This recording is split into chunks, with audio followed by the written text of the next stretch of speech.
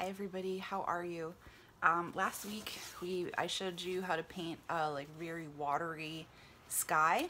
I made mine really colorful. I used the wet and wet technique, so it was wet paper and then I used a bunch of wet paint to let it all kind of make a gradient and fade and melt into each other. So hopefully you did that. This week I'm going to finish the painting by putting something in the foreground with some details. So yours can be anything you want. I just suggested that maybe you could, paint wherever you would like to be. Personally, I would like to be on a beach somewhere. So as you can see, I've made it very light because I'm going to paint over it, but I have drawn very lightly some beach chairs and an umbrella, and then I lightened it a lot with my trusty eraser. So be sure that when you're doing this, a couple of tips that are really important. One is that if you do any drawing with pencil, then you need to erase it very lightly because it's going to show through the paint. The other thing is that as you can see, this is totally dry, so I'm going to paint on top of it. And you can't, if this is even damp, I can't start painting into it because it's just going to make it all blurry and bleedy, and that's not what I want. I want it to be a sharp umbrella on top of this painting, and I can achieve that as long as this is dry. It's totally dry. I'm going to paint this in two parts. So the first part here, I'm going to paint this water area. So I'm going to paint it with clear water, and then I'm going to paint the different shades of water in this area. Then there's going to be a white line here, which is going to represent like how the water kind of is foamy on the beach. So I'm going to leave that the white of the paper. That's how you achieve white in watercolor. You don't use the white paint, you use the white of the paper. You could blot out. Some of these are blotted out with paper towel, so if you make a mistake, you can always blot it out if it's still wet. And then here I'm going to make it look like sand, so I'm going to paint some sort of sand color, and I'm going to use some salt to make it have a texture. After that dries, then I'm going to paint these two beach chairs and this beach umbrella over the top. It has to be totally dry though, like I said, or else it's going to bleed. So this might actually end up being 3 videos, or I'll do this video and then I'll paint this on top and then show you a picture of it. Yeah, so like with this type, with watercolor painting, sometimes you have to really paint in stages. You can also use a hairdryer and dry it if you want to make it dry faster. Okay, so I'm gonna get started here. Let me tilt this down. All right, so the first things first, I'm going to paint. Remember, I'm gonna get my paint a little bit wet with some water. I already did that, I just didn't do that color. All right, so I'm gonna take the water and I'm just where I want it to be, which is in this area, which is gonna be the representation of the water, or I guess it's probably the ocean. I'm gonna paint over where I've drawn. I'm gonna get a bigger brush. I'm gonna paint over where I've drawn the chairs and stuff because, crap, sorry. I wanted the water to sort of show through that area.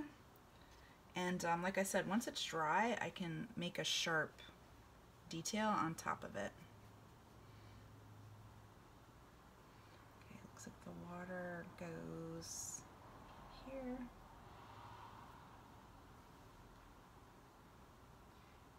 To get these images, I used a combination of a picture that I had taken from the beach and a couple of different images that I found on the internet, and I just pieced it all together. So I would recommend, if you want to do it from your imagination, you can. Sometimes though, our imagination leaves out important details, which by looking at a reference of whatever it is that you're trying to paint, the reference usually gives us more details. So I can look in the light and see where I've painted, because it's like shiny, obviously, from the water. Once I get it covered, I'm going to just start in with my water colors that represent water. So I'm going to paint it like some different shades of blues and greens. Is that where I want it? I don't know if I said this or not, but like, you know, you're not going to ever use white paint in this watercolor class. You're going to use the white of the paper. So I do have this white line here that I'm just not going to paint, and then this is going to be the sands. Okay. Oh, hi Eleanor. Hi, Miss Riley. How are you? Hey, I'm filming a video. Can I not talk to you? No, you're totally fine, because it's for your class. I'm just not going to talk to you for like 5 minutes until I finish this video. Okay. You wanna watch? Here, maybe you can Sure. see what I'm painting. The I know it's probably upside down for you. It looks so good. I don't think. Well, it's not finished. Okay, so hi Kaylin. Hi. How are you? Good. How are you? I'm good. So I just told Eleanor. Oh, is somebody else there too? No. Oh, I heard a third ding. Okay, so I am painting the water part of this. I can't talk and paint. It's like left brain, right brain thing. I can't like talk and make art because my two different parts of my brain are working. Anyway, Kaylin, I am making a video for your class, and it's only going to take me like 5 more minutes. If I stop there's no way for me to stop the video and restart it, I realized, so I have to just like keep going with it.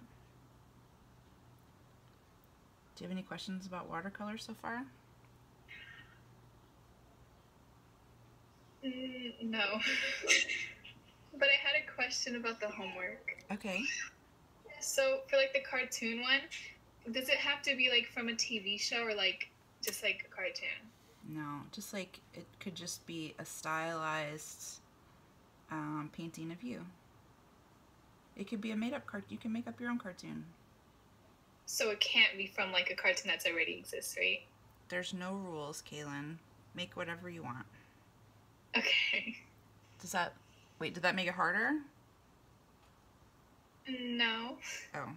From a cartoon? You mean like, you want me to say like, make yourself in the style of a SpongeBob character? That's what I wanted to do. like not SpongeBob, but a different character. Oh, yeah. Do it. Okay, I'm gonna do that. Okay. I don't know if you guys can see this, but I'm mixing a lot of different colors of blue. And I probably actually want to make some parts like lighter or look like waves, kind of, you know? Yeah. So I'm gonna leave some spots intentionally like lighter. Actually, I'm gonna make this part close to the shore even lighter so I could add more water and use my paper towel to blot out some of this.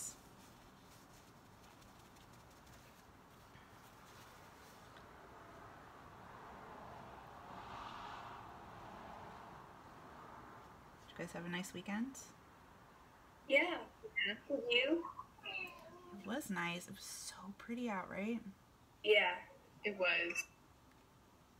I love it. I got to go to my dad's house. Oh, right. You're back already?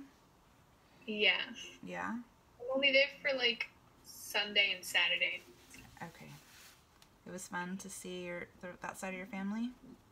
Yeah. Nice. Okay. So, that's the water part. Actually, I'm going to make this top part appear darker because usually along the horizon, it's just darker. So I'm going to mix a couple colors together to try to make it a very dark bluish green. Okay, so then I'm going to put this up here. I mean, I think technically, since I have a sunset in the sky, that would probably be reflected in the water, and I didn't do that, but that's okay. The water doesn't go that way. Okay. All right.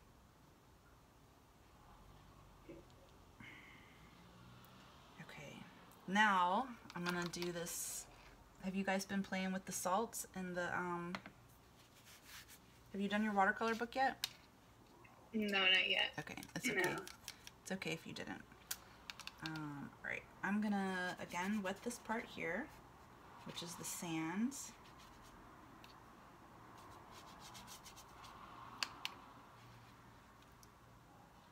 I'm gonna leave a white line that's representing like where the water is breaking on the shore.